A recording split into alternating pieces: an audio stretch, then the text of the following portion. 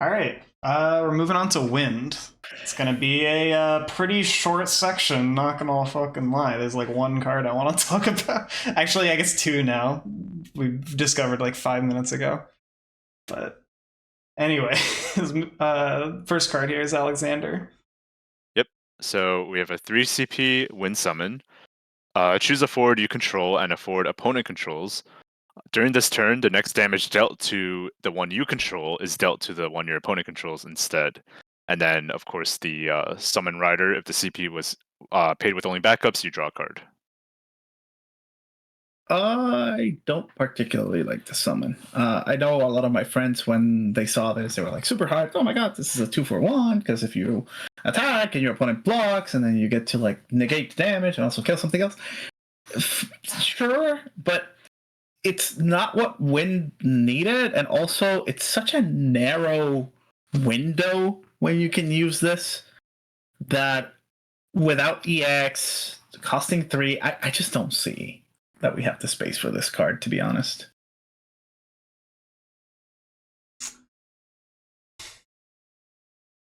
Do we play this in like Wind Earth with retainers?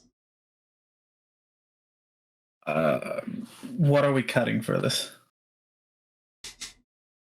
That's a good question. That is always the problem with evaluating wind cards. We're gonna say that about every wind card. So the fact, it's mini spoilers, and you'll see it here. We only have like 4 or 5 wind cards that we want to talk about, and most of them we really don't even want to talk about them. And that's a problem with Wind. Wind has such good cards that anything they're printing is so bad. Yeah. So as long as they don't, if they ban Luso and Chocobo tomorrow, then we can like revisit the last 3 or 4 sets. But as of now, anything Wind, we're looking at it through the lens of how good is this in current Wind decks, and most of it is bad. So bro, same 50 cards for the last like 6 sets.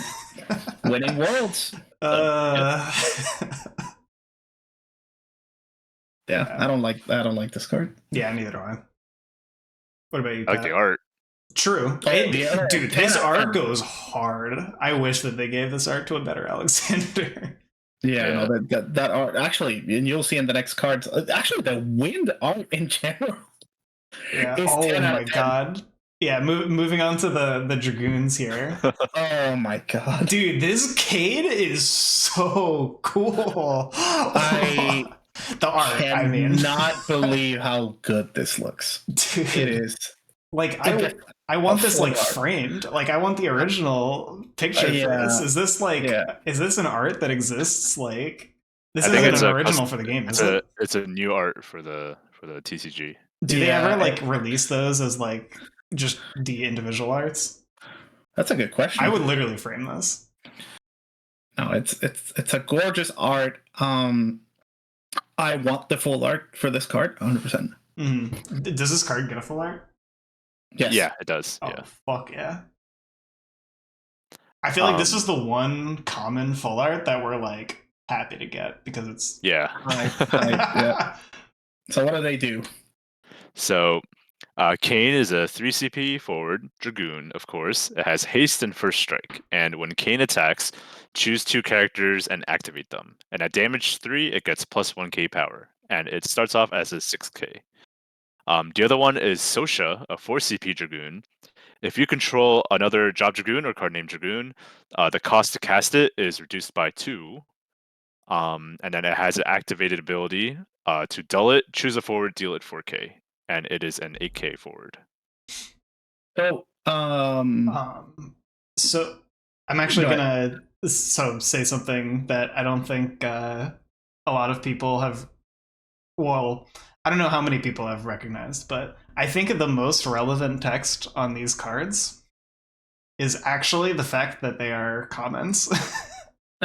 That's true. That's true. Like commons only format, like Wind, Lightning, Dragoons is already an insane deck because it's the only deck that gets board wipes, and like this just goes straight in, right?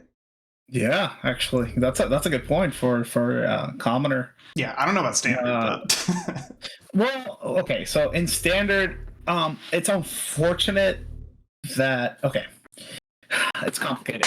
So dragoons have slowly been moving to being wind lightning as opposed to mono lightning, just because the crystal backups are wind. Mhm. And they're both dragoons, right? So we have a reason to run wind dragoons. The problem is that we already have a really good Kane that goes into that deck, which is the 2CP EX Kane that untaps things when he attacks and draws a card when he attacks. And he has EX. Mm. So there's no reason to run this Kane over that Kane. Except for the fact that even including every single wind dragoon, we might be a little short on wind. Mhm. So we might have to go into additional names just to draw extra cards off of Alice that are also wind, right? Pitching this Kane for the other Kane. Sosha will 100% see play in that deck because it's a 2CP 8K. It's wind. It has a name that is not used. And honestly, dolling for 4K is not even that bad when you consider that the other Kane can. I think he untaps characters. Let me. Yeah. He says Very when Kane attacks, choose 2 characters. No, the other Kane. The 2CP. no, the back attack. That goes first strike. There's a wind Kane on Opus 15 that you have to have a crystal or he goes to your opponent. Yes. Activate all the characters other than Kane. All the characters. Okay, so either with this Kane or with that Kane, she deals 8K. So she's like a mini wall, right? You tap 4K attack, untap 4K again. That's kind of cute for a deck that's throwing effectively 3 cards a turn. Or she doesn't attack, right? She just taps for 4K. Yeah, but it's like a mini common wall, right? It's like tiny little, obviously common version, but this is the same deck that has the dragoon that deals 4K if you have less than 4 backups, so it deals 8K if you have. So there's like chip damage in that deck, is what I'm saying. And she kind of like finishes off things, and it's also really cheap. She's a 2 cost 8K. So for dragoon players, be happy, you're getting a dual color deck that might be real. Unfortunate that art is on this card. Because it's not a bad card. Let's get it out of the way. This is not a bad card, but in dragoons, he's not the best one, and in mono wind, again, he just or any wind deck, he just doesn't cut it. Yeah, even though he reads very well. Dude, a haste first strike, activate 2 characters on 3 CP is not good enough for win. Not good enough. Bro. Not good enough. Not good enough. Bad card. We're just gonna shit talk wind the whole time.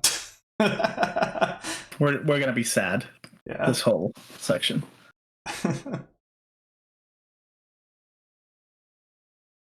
Anything else, or you guys want to move on? I think we can move on. Yeah. Sasha pings Megissa. All right, let's move on. Are you ready to read? Yes.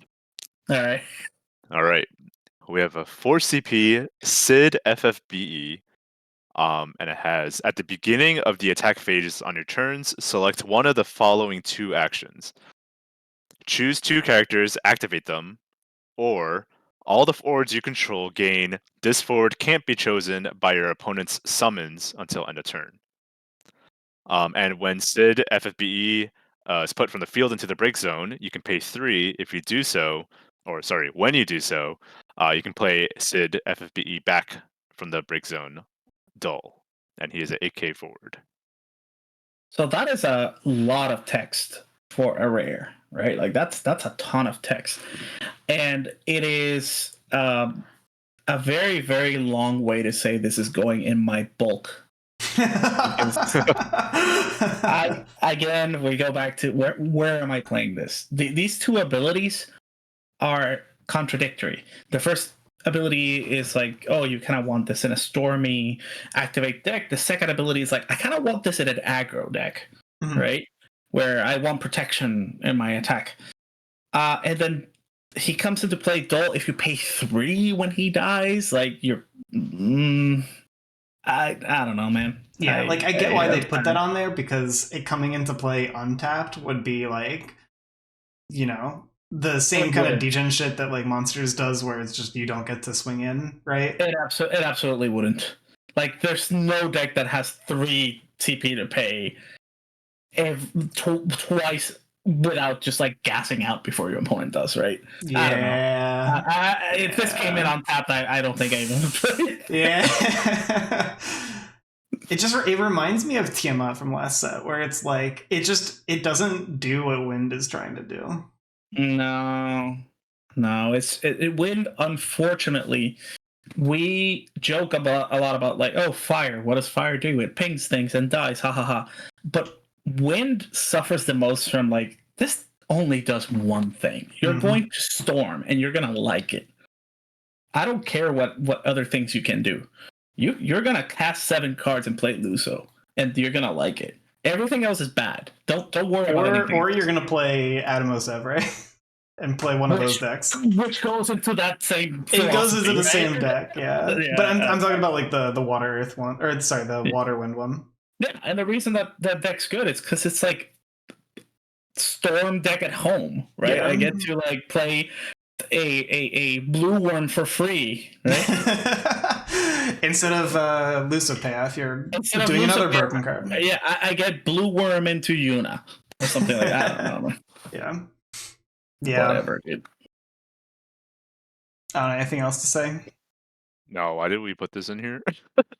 I have no idea, because it has a lot of text. Yeah. Yeah, the art's Dude, cool, this is another card that we're just gonna fucking gloss over.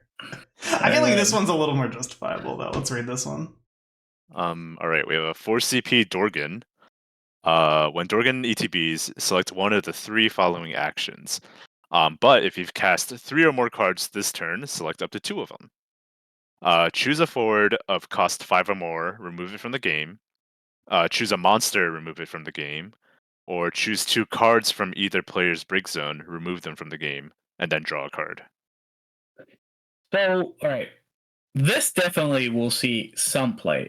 The reason being that Wind is so good at finding cards because of their Moogle package and all that crap, that running this as a one-off is actually pretty decent. Like, all of those abilities are relevant, especially like the Break a Monster and Exile Break Zone. Those are pretty good. Wind Ice is good at doing that. Mono Wind, not so much. And this guy just says, I am like a mini lock, like the Wind Ice lock. I'm like a mini lock for Mono Wind. Just run me as a one-off, find me when you need me, and play me. And again, only because it rewards playing multiple cards a turn. We're shoehorning Wind into the same thing. Artwork, he's Dilfgan. Like, why is he looking at me like that? It makes me comfortable and uncomfortable at the same time. But yeah, I would be very surprised if Mono Wind doesn't experiment running this guy as a one-off tech card for certain matchups, right? Especially like we talked about the Water Wind monsters list, getting rid of some cards in the break, or like getting rid of a Tidus and breaking a monster. That's like brutal, right? Like, absolutely brutal. I don't know. I just feel like Wind Alexander is like so good already. Like, and it's literally free. It is. Like, we don't care about the body. No, we don't care about the body. We're playing Wind.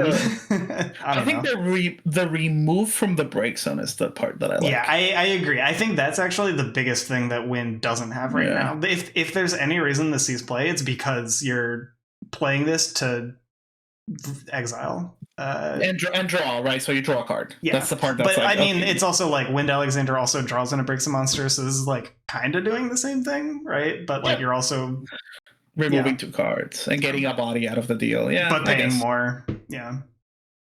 I think it's fine. It's serviceable. I agree. I think the fact that Wind can just Moogle 11 for like this one of is the biggest argument for this scene play. Absolutely. Yep. Yeah. This art, dude. I just the abilities that exile from graveyards, I just feel like they're so much better in like when you can do them instant speed. Like Mist Dragon, for example, right? Like I feel like a lot of what this game needs is more graveyard hate or more brick zone hate. Um, like we need more Mist Dragon effects. Maybe not for like the whole break zone, but like targeted ones, like from Irvine last set. I mean, that wasn't instant either, but just more effects like that I like to see. But I just wish it was instant speed. Yeah, but like also think about like we got an LB that returns a lightning summon, right? Like this can just take out the two most annoying lightning summons to deal with. Like this removes the Ramus that kills monsters, for example, to protect your Atomos. So lightning can't just LB get it. Yeah. But imagine if you can do it after they committed. I mean, yeah. I don't want to imagine it because I don't want Win to get that card. No. Yeah, but you know that you're gonna feel safe, right? Mm-hmm. And you're gonna be cozy, and then this guy's gonna come in and go like, break that realm, break that, break that monster. You're like, oh, I'm sad now. Yeah. Right. Yeah. Good card. Amazing art. Like they didn't have to go that hard. Dude, why is he giving me that look? I know. He's just like staring, sweating a little bit. Like Jesus. So yeah, you're like, oh my god. All right, moving on to the only card that I really want to talk about in this set. We're gonna be here for a minute. Dude, we're gonna be here for like 20 minutes. All right, hold me back. I'll say my piece, and you can have 20 minutes. All right, we have a 2 CP Bartz, Job, Wanderer, and Warrior of Light. Its first ability is you can remove 3 Job Warriors of Light in the break zone from the game to give Bartz. Bartz cannot be chosen by your opponent's abilities until end of turn. Its second ability is an S. It costs S and X. Search for 1 Job Warrior of Light of cost X or less and play it onto the field. You can only use this ability during your turn, and it is a 5K. Yep. Okay. I'll say my piece. Yeah. This card, it's great. Yes, the value is solely in the S, and if this was any other card, I would say, yeah, that's kind of bad. But if there is one card name that we're not missing in this game, it's Bartz. There's a billion Bartz in the game. So effectively, this turns every single Bartz in your deck into a colorless Warrior of Light. It's good. And we have a ton of Bartz to choose from. So, yeah. Dude, okay, actually, Pat, you also speak your piece before... Before I go on a rant. I think this is like my choice for my favorite card in the set. I think same. The S again is why it's so good, and then the other ability is basically to protect it because of how good the S is. Exactly. So I basically see it as basically one ability. It's good for one thing, but the one thing it's good for is amazing. And then Chris, I'll let you talk about it. Yeah, if this was any other name, I would understand why people would be skeptical. But go to FF Decks and search Bartz, and we'll talk about that. Yeah. So I have a lot to say about this card. So I think that this is an exemplary card for why Limit Break enables greedy decks. So, like I was saying in our Limit Break video, normally the issue with playing greedy decks, where let's say, let's give like Yuffie as an example, right? Like you play Yuffie and you play like 7 copies of Yuffie if you're going like greedy, right? Like you don't have a Yuffie on the field and you draw 2 Yuffie off your top deck. Well, I just drew like a complete brick. I just pass, right? Now we can pitch those Yuffies for Leela, for Win doesn't have any good fucking for now, right? But like if you're in water, then you can pitch them for Leo, right? If you tap a water backup, etc., right? So this card turns the ceiling of every Bartz into exactly what you were saying, a colorless Warrior of Light. Any character, right? Like I just want to repeat that.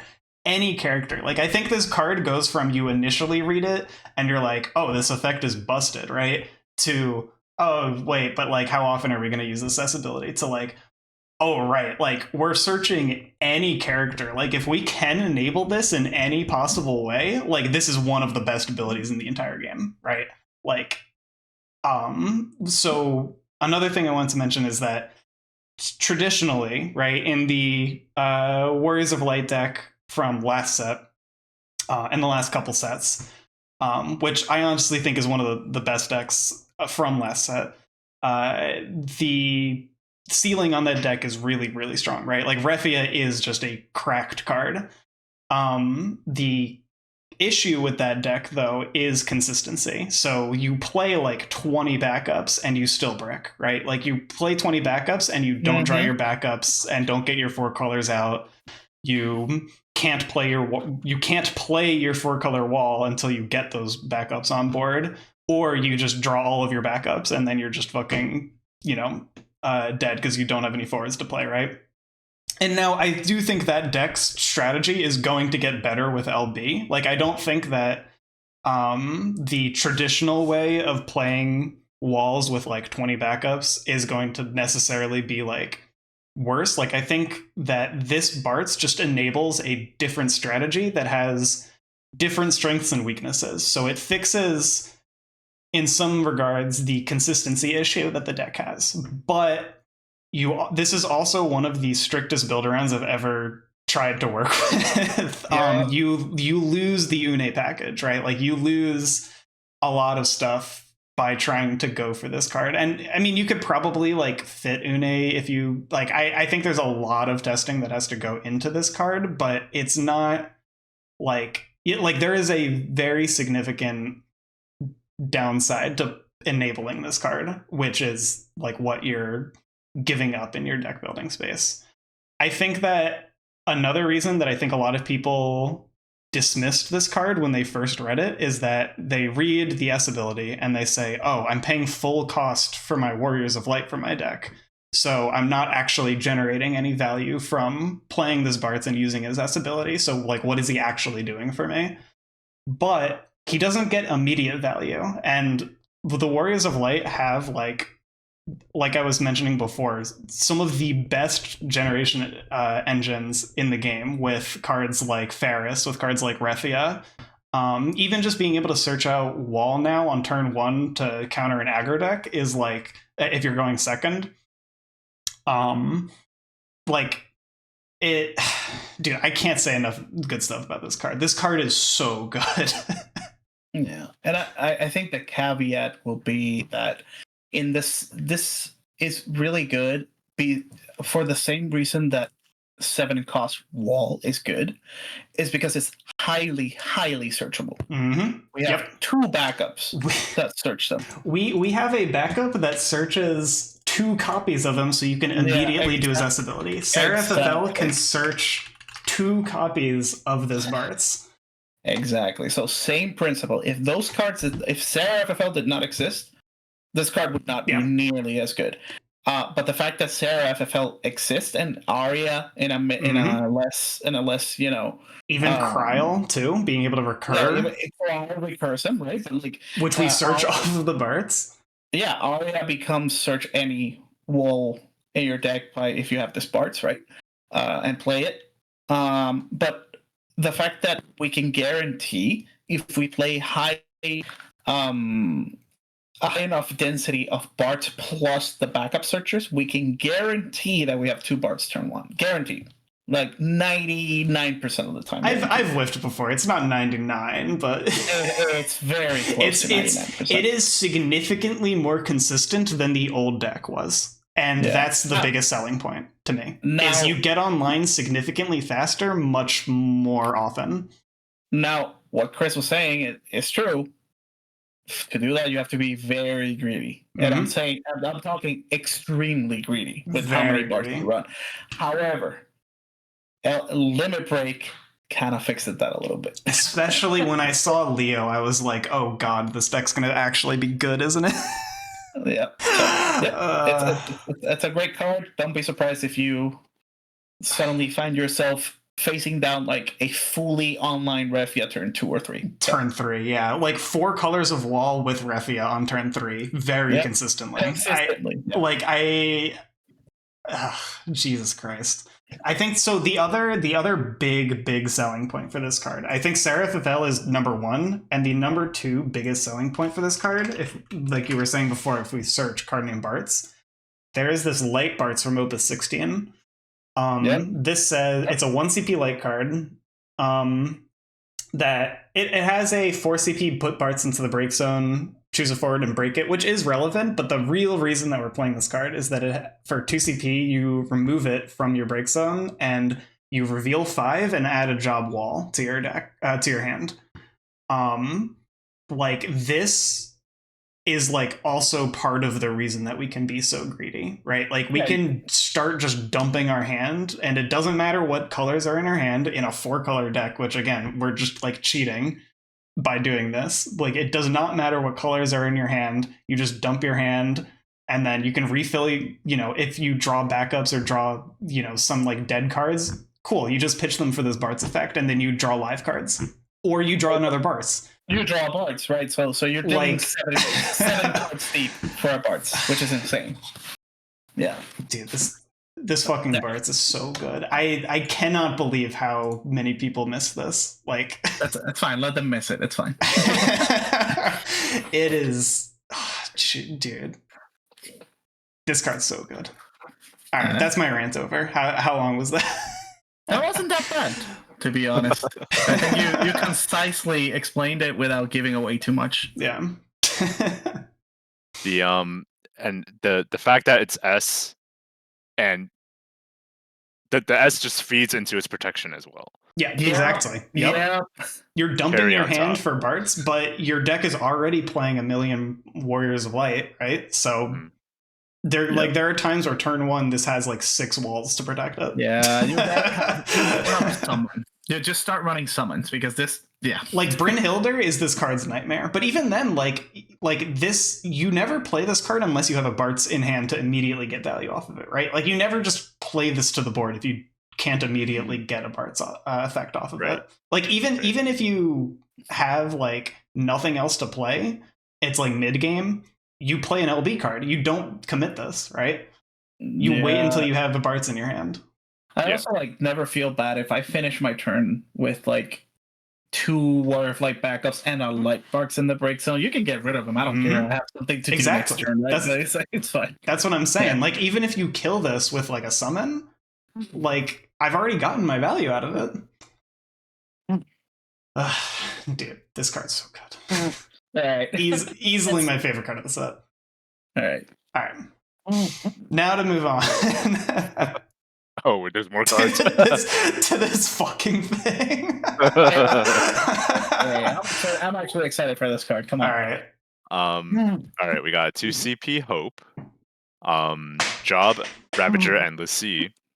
When Hope ETBs, reveal the top 4 of your deck, and you get to add 1 Category 13 card among them to your hand, and then put the rest on the bottom in any order. And it has an S ability with S and Wind.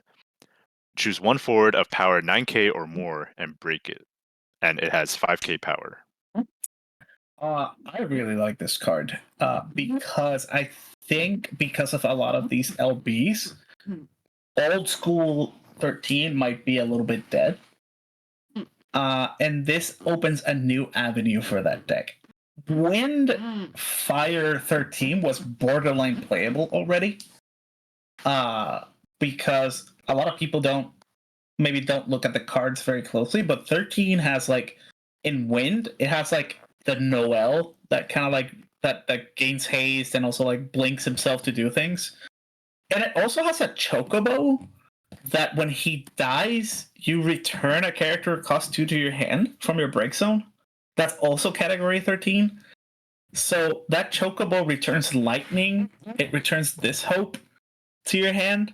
So you basically have a lot of fuel. And this Hope also has like an EX backup that searches him, right? So now you have like better ways to turn on Fang, cheaper forwards to dig into lightning, and can lean more into the recursion aspect of it. And you don't have to do backflips to play Zidane, you just play Zidane. Right? you're on Windfire.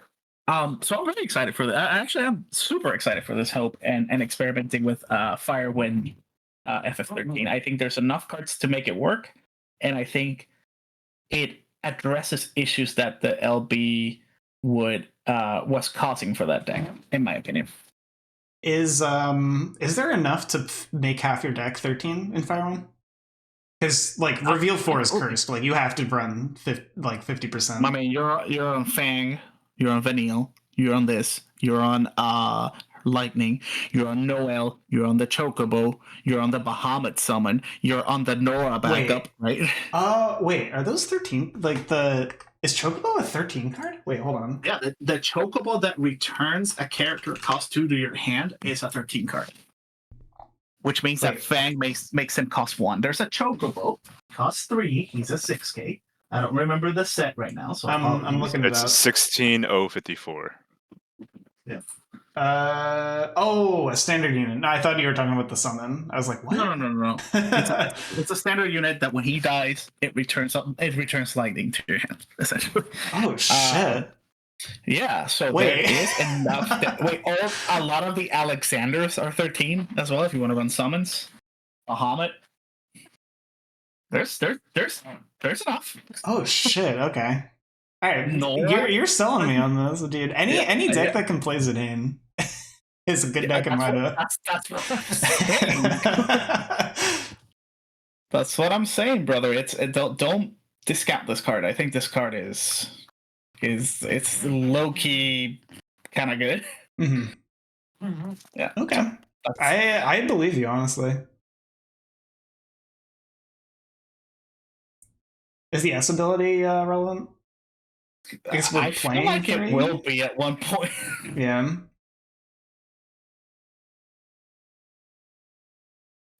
Feels wall. True. Oh, it is a wall answer in a deck that's already playing double Vanille too. Mm-hmm. Yeah, actually, yeah. We actually now with LBs, we're running 6-7 Vanilles, right? Bro, we're running 9 Vanille. There you go. There you go. That's what I like to hear.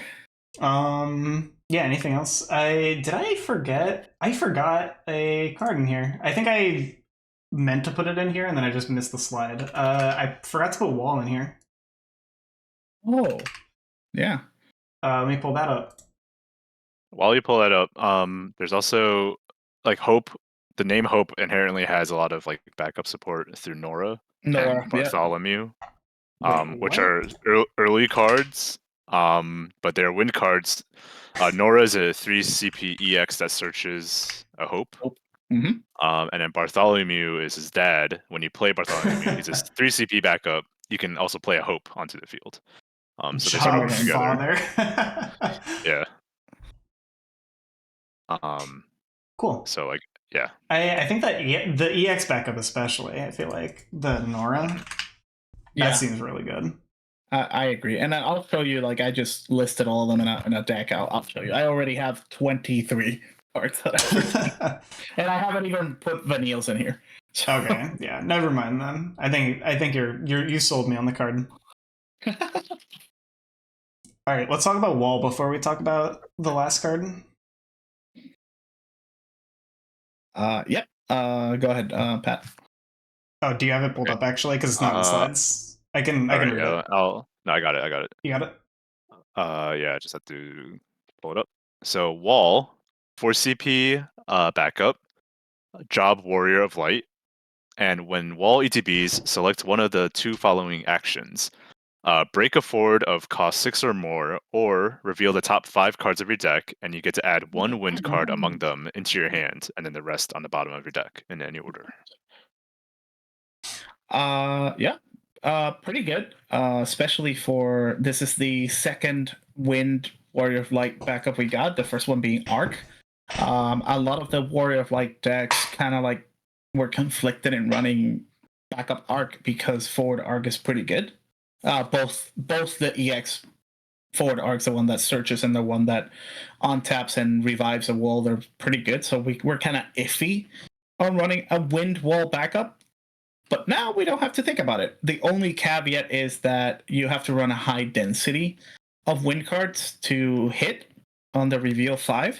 But the fact that it's a modular 4 that can also randomly break a 6 cost or more, so like a Griever or an X-Death or something like randomly, I think makes it good enough that maybe even Mono Wind will take a look at it. Like maybe Mono Wind thinks losing the EX for either looking at one more card or potentially breaking it forward is good enough to not run like Madam, whatever her name is, instead of this guy.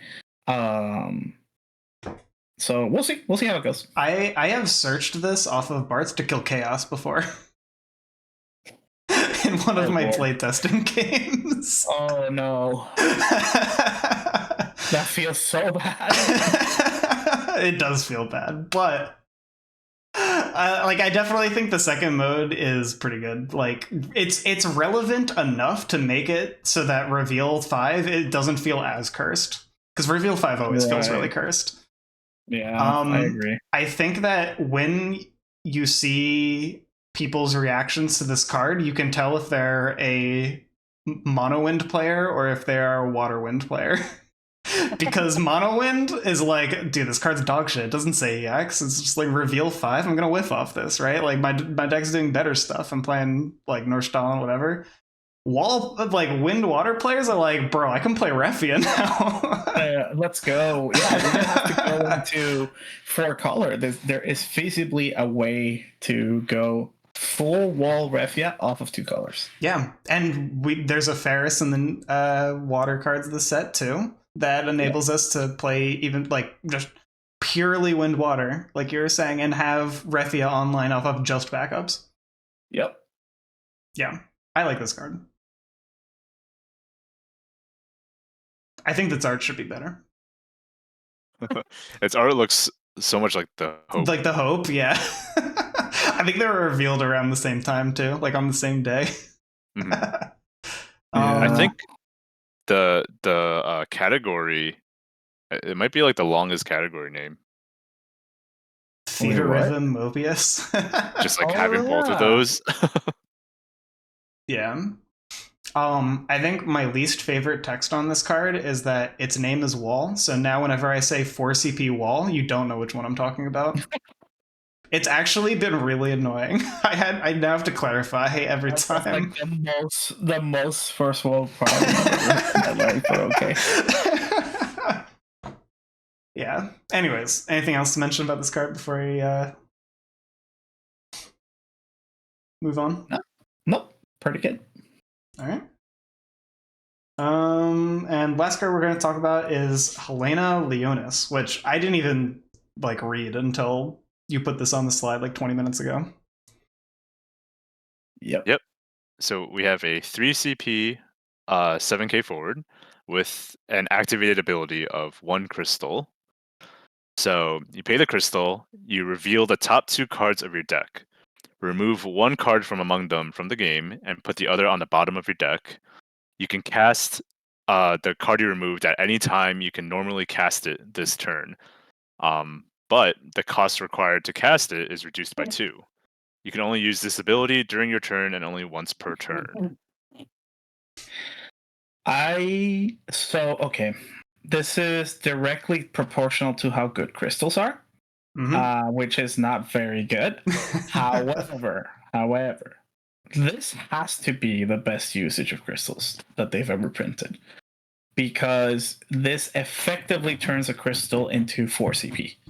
You take a card from your deck and it reduces this by 2. Yes, it has to be one of the top 2 cards. Sure, that's true. But like if you hit anything, even like a backup off of this, it's like free, right? It's a very good use of crystals. The only problem is, where are we running crystals in wind? I don't know. But the effect is extremely strong. So I actually didn't think about this. The Sarah Mobius as well. This is on Gain a Crystal. Never mind. I was gonna say, because this reminds me of like Sarah Mobius in that you're it's turning crystals into card advantage, but that's on Gain a Crystal, not on Paying a Crystal. So I think it's cute that Sarah lets you look at the top card and see what you can potentially get with this. ooh, true. Yeah, I think this is like if Wind, Water, Crystals is ever a deck, which I feel like is like always on the verge of like I agree. being like it's like the best crystal deck that's not playing like Cyan from last set. Yeah, That- and also like being FFBE, which means that both of them are searchable, like Glaciela Mhm. and this are both searchable off of Mog. Yep. There might be something there. Yeah. I think that deck is always like on the verge of being like I've lost to it before. Like you know. And this is one of those like because a lot of the times you use crystals very reactively. Like most of the time you build crystals and you play Glaciela. But what if you're already winning of your opponent is not playing any forwards or whatever? Like this is like, all right, I'm just gonna use those crystals to draw cards. Yeah, exactly. Pretty good. Like I think before our main payoff was like the backups, right? Like we had like we could pay a crystal and materia tap and you know draw and like that was powerful, but it's like not like searchable off of much. Like we'd have to play like it's just like I feel like this is a really strong crystal payoff engine for card draw, like which I don't think that we had prior to this in Wind Water, at least not that I can remember. Yeah, I'm trying to think like theory crafting in my head. Like, is there any hit that I would be sad to get? But like say you use your one crystal and you see Glaciela off the top. You pay 1 for Glaciela, you get your crystal back. Yeah, exactly. Right. I think if we flip a summon that we don't want, right? Like let's say like we're playing the Aquatarasu. Like obviously that's like a dog shit hit, right? Yeah. So we have to make sure that all of our hits are good, as well as if we hit a backup and we have 5 backups, right? We could actually. Do you have a chance? You don't have them. You can cast it anytime you can normally cast it this turn. So if you're playing like Loporits and Vieras, you can sack them to make room for the backup that you flipped off of this, and then like you play like a 1 CP Loporit. Yeah, you don't have to cast it immediately. Dude, what the fuck? No, that's like even like if I reveal a Kuchulain off of this, I am casting a 0 CP Kuchulain. Like you know, like you bet your ass I'm playing. I like it just like didn't register to me that this didn't say the usual text of you know can't be reduced to 0. I think no one registered this card. Generally, even me, I registered it today. I was like, wait, this doesn't say it can't be 0. Yeah. Wait, this. What do you mean? This reduces it by 2? So I place it in for free? Okay. So I'll experiment with it for sure. Is there a deck we can make that's like only 1 and 2 drops, so that everything is a hit? Final Fantasy 13 Wind Fire. Throw it in. There you go. Just put a couple crystals in here. We're done. Yeah, the 2 CP crystal backups. Oh man, damn! Is that the way? And then they generate more for themselves. Like imagine hitting a lightning off of this. Hello. Oh my god. We can play Vanille without having like the 2 CP Vanille. If we don't have the 3 CP, we can play it. Oh Jesus Christ, you're right. Don't do it. Right? No. Hear me out. Oh God. Play this in the Wind Fire. No, never mind. Oh God. All right. Thank God. He stopped right there. Yep, that's all the good win cards. Everything else is mediocre, and even half of these are mediocre. So yeah, I'm just gonna take one more double check before we like call it. Like we got the monster is bad. We are gonna talk about Enkidu when we talk about Gilgamesh. So yeah, 100%. Yeah, man. What about Redis? No. Yeah. Oh, I did see a lot of people talking about Non-Amigo. I think we all think it's like actually Pat. Yeah, like, we all. This is universally we agree that it's bad. Okay. which is nice. It's nice to yeah. see. Okay, good. I've I definitely agree. seen some people argue for it, but I think people have come to a consensus that this card's like pretty fucking bad. No, any card that depends on what your opponent's playing is bad. Yeah. Cope more. Yeah. Yeah. Man, even the LB's kind of fucking... Dude, and you know that this shit's gonna win a Materia Cup?